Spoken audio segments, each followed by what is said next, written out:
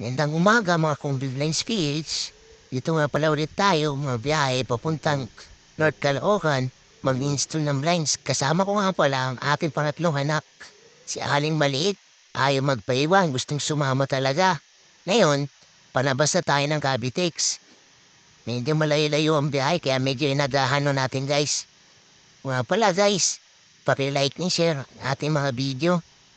At huwag niyo rin kalimutan, subscribe na rin ating channel, The Pombi Blinds PH. Kaya guys, pakisuportahan na lang po. Maraming salamat sa iyo guys. Ngayon, papunta na ho tayo rin sa North Caloocan. Medyo inagahan natin ang biyahe para maaga tayong matapos mag-install. Kasi may pangalawa pa akong kliyente sa Pasay. At maya guys, nandun na tayo sa bahay ng kliyente at uumpisa na natin mag-install ng lines. Ang kasama ko nga pala rito, yung aking asawa, guys. Madalas siyang tulog, guys, pag mga biyahe kami. Kasi pulit niya siya rito mabantay ng bunso ko namin. Kaya maya, guys, nandito kami sa bahay ng kliyente. Kaya nga pala yung pangatlong anak ko, kain ng kain. Mamaya, ikarabit ko na yung bracket at lalagyan ko na ng tox. Para may kapitan na mo. Mabilisan ng best sir. Yan, kinakabit ko na pala.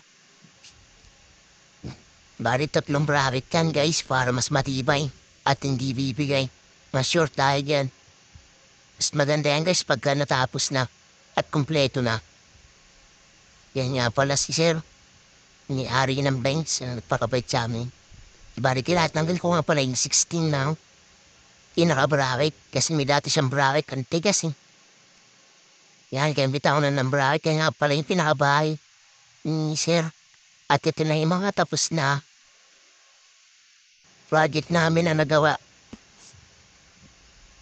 Kaya thank you guys sa panonood guys. Huwag na palimutan like and share. Maraming salamat guys.